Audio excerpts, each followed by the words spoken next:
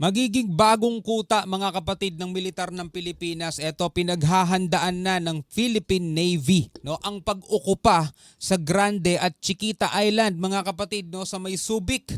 No, etong lugar na to mga kapatid ay gagawing military reservation area, no. Ito alamin natin yung buong report na to.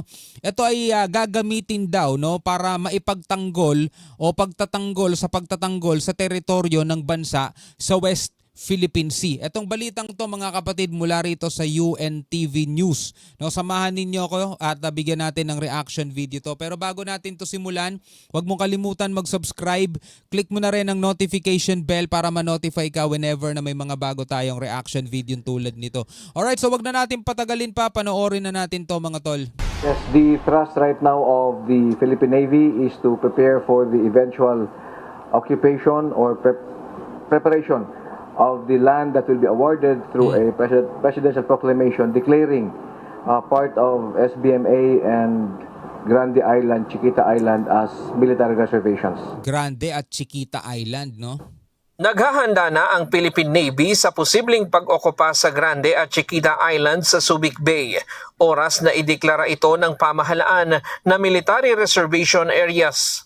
Sabi ng Department of National Defense, isang strategic location at vantage point ang lugar na malinaw na makikita ang mga pangunahing ruta ng dagat sa West Philippine Sea. Iba na talaga mga galawan ngayon mga tol, no? Kung nakikita mo, no? Ibang-iba na talaga. Todo paghahanda na ng Pilipinas mga tol sa external threat. Doon tayo nakafocus ngayon mga kapatid. Kaya tingnan mo, inihahanda na ng Philippine Navy ang pag-okupa nila rito sa Grande at Chiquita Island, no, na magagamit, no, bilang pagtatanggol o sa pagtatanggol sa teritoryo ng bansa sa West Philippine Sea. Kasi iba na talaga ang labanan ngayon mga kapatid, no? External threat na, wala na rito sa loob ng bansa natin yung matagal na nilang kalaban, wala na, sa labas na. Kabilang ang Bajo de Masinloc o Scarborough Shoal. Makakatulong din kung magkakaroon ng military reservation upang maprotektahan ang mga operasyon sa Subic Special Economic and Freeport Zone. The natural layout of Subic Bay provides safe harbors for our ships. The aircraft, we have a runway is already existing, hence the need to be able to have a military presence, a foothold in the Subic area. Matatandaan noong March 19, nahuli ang 6 na dayuhan at 2 Pilipino sa Grande Island na sinasabing sangkot umano sa pang-espiya at kidnapping na may kinalaman sa Philippine Offshore Gaming Operators o POGO. Pogo pa rin, di ba? Dapat tapos na yan nung pagtatapos ng 2024 Nilinaw ng Philippine Navy na walang kinalaman ang pag-aresto sa mga dayuhan noong 1 linggo sa Grande Island sa plano ng pamahalaan na gawing military reservation ang lugar. The foreign nationals that were arrested on Grande Island were there even before the talks of having that as a naval reservation. Nauna sila doon. Bago lumabas yung news na gagawing naval reservation ang part of Subic Bay. Samantala, sa kauna-unahang pagkakataon, lumahok ang sandataang lakas ng Pilipinas sa prestihiyosong Raisina Dialogue sa India nitong nakaraang linggo. Pinangunahan ni AFP Chief of Staff General Romeo Browner Jr. ang pagdalo ng Pilipinas, kung saan nakibahagi ito sa mahahalagang diskusyon tungkol sa regional security at defense cooperation. Hinikayat din ito ang India at South Korea na sumama sa security group na Squad, isang informal multilateral partnership sa pagitan ng Pilipinas, Estados Unidos, Australia at Japan. During the event, he engaged in key discussions on regional security and proposed expanding the Squad. This security grouping to include India and South Korea to strengthen Indo-Pacific defense cooperation. Nice. Inihayag din ni Browner sa dialogue ang lumalagong ugnayan ng Pilipinas at India sa pamamagitan ng mga joint maritime exercise, defense acquisition at training exchanges. Sabi ng AFP, layo nitong palawigin pa ang pakikipag-alyansa sa mga bansa na may kahalintulad na pananaw upang mapanatili ang bukas at malayang Indo-Pacific region. Overall thrust with all of this is of course mapalawig nga natin yung alliances natin with like-minded nations and well-meaning nations. Yun ang kailangan natin. Mapalawig talaga natin yung alliances natin mga tol kasi mahinang bansa ang Pilipinas. Hindi tayo ganun kalakas mga tol. Medyo matapang lang talaga tayo magsalita pero hindi tayo ganun kalakas. Mga tol, no? At kung ganun tayo kalakas, hindi sana ganito tayo nabubulas ng China. Kaya kailangan na tayo na matitinding alyansa. And so we're reaching out to the most number of nations that are willing to join us in this bandwagon towards one common goal, Yeah. to maintain an open, free and open Indo-Pacific.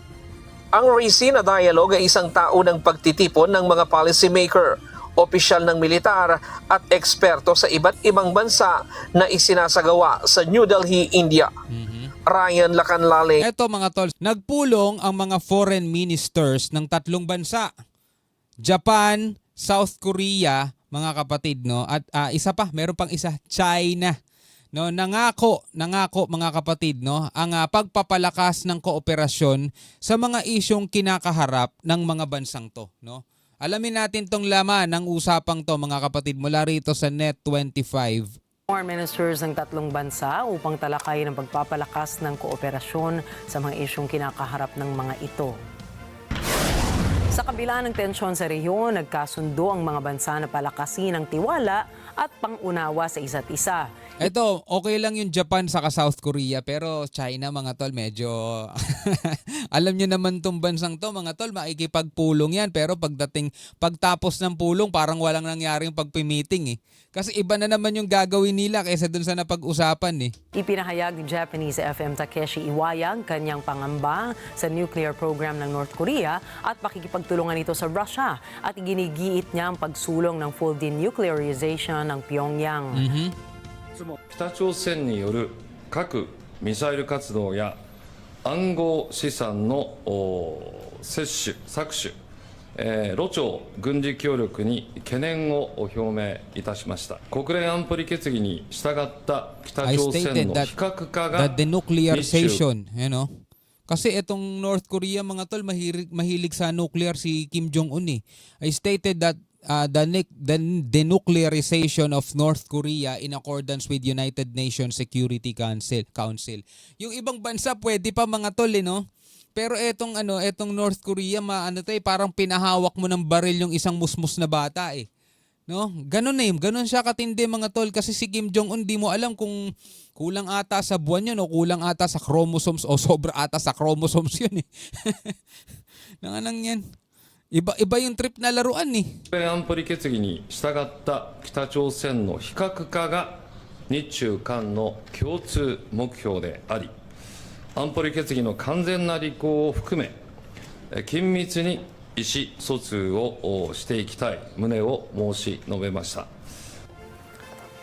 Kinondena rin niya ang giyera sa pagitan ng Russia at Ukraine at nagbababala laban sa anumang pagbabago sa status quo sa rehiyon na pahiwatig laban sa lumalakas na presensya ng China. Samantala, sinuportahan Wala rin naman kayo magagawa eh. ni Chinese FM Wang Yi ang mas malawak na kooperasyong pang-ekonomiya sa rehiyon kabilang ang muling pagbubukas ng mga pag-uusap ng 3 bansa ukol sa ekonomiya at pagpapalawak ng Regional Comprehensive Economic Partnership. Alam niyo mga tol, no, pagdating sa China, linawin ko lang sarili ko sa inyong lahat. No, napakaganda o napakaraming mga bagay ang pwede nating kabiliban no, sa China. Pwede tayong ma-impress sa kanila, sa kanilang ekonomiya, sa kanilang technology mga tol, sa kanilang bansa. Napakaganda ng mga tanawin doon. Sarap pumunta doon mga tol, sa totoo lang, no? Kung papapanood mo lang sa YouTube, dito sa YouTube, yung mga lugar sa kanila, okay eh. Pagdating sa usaping negosyo, okay din mga tol. Diba? Ito lang talaga ang problema eh. Yung kanilang policy pagdating sa expansion nila, pag-expand, na tipong hindi na nila inaalala pa kung legit yung ginagawa nilang pagpunta sa iba't ibang mga lugar o kung meron ba silang mga masasagasaang mga maliliit na bansa. Wala silang pakialam doon mga tol eh. Tulad na lamang, diba, dito sa South China Sea. Wala silang pakialam mga tol kahit na meron ng lumabas na UNCLOS na dating-dati pa, signatory state pa sila doon, nakapirma sila. na bawat mga bansa dito sa South China Sea may mga kanya-kanyang 200 nautical miles exclusive economic zone. Pero hindi nila kinikilala yon. Doon tayo nagkakaroon ng problema eh. Diba? Wala tayong against sa China mga tol pagdating sa kanilang pagiging tao, mamamayan, sa kanilang kultura. Wala tayong problema doon.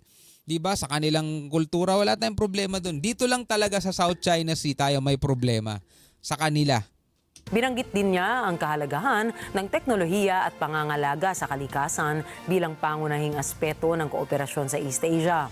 Naghanda rin ng pulong para sa isang Trilateral Leaders Summit ngayong taon na isang diplomatic achievement para sa Japan sa kabila ng mga alitang pangkasaysayan at pangteritoryo nito sa China at South Korea. 三方正在就重启自贸协定的谈判保持沟通，争取尽早恢复谈判。东亚文化之都的网络在进一步的扩大。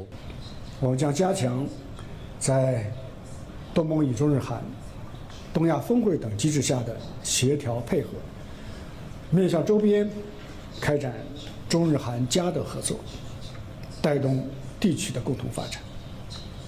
三方同意相互支持，当好 APEC 东道主，推进开放的区域主义。我们将坚持多边主义和自由贸易，推动经济全球化向更加普惠、包容的方向发展。 Bukod rito ay nagsagawa Ano kaya mangyayari dyan sa pulong na yan after, no? Mapagkakatiwalaan kaya to si Wang Yi? rin ng unang high-level economic talks ng Japan at China mula noong 2019, kung saan natalakay ang mga usaping pangkalakalan kabilang ang Beijing seafood import ban mula Japan matapos ang pagpapakawala ng treated radioactive wastewater mula sa Fukushima. Sa kabila ng mga patuloy na hindi pagkakaunawaan, napagkasundoan ng Japan at China na pagbutihin ang kanilang ugnayan. Samantala, tiniyak ng Japan at South Korea ang kanilang kooperasyon sa denuclearization ng North Korea at pagpapalakas ng trilateral relations kasama ang Estados Unidos sa harap ng lumalalang global uncertainties. 우리는 한반도의 평화와 안정을 유지하는 것이 삼국 공동의 이익이자 South 책임임을 Korea. 다시 한번 확인하였습니다. 저는 한일 중 3국이 유엔 안보리 결의를 충실히 이행하는 한편 북한의 도발 중단과 완전한 비핵화를 위해 노력하는 것이 중요하다고 하였습니다. 또한 불법적인 러북 군사협력은 즉각 Delikado kasi talaga mga tol kapag etong North Korea hindi nila pinansin, no, na nagkakaroon ng nuclear weapon mga tol. Wala delikado yun si Kim Jong-un mga tol. Di natin alam ang laman ng utak nun. Parang parang batang gustong makahawak ng delikadong laruan no? Talagang nagkakasundo sila o nagpupulong para pigilan itong North Korea na magkaroon ng nuclear weapon. Delikado kasi talaga. Anyway, bilang isang Pilipino, ano masasabi mo dyan? Comment ka na lamang sa ibaba. Hanggang sa muli, ako nga pala si Shobaldi. Peace out.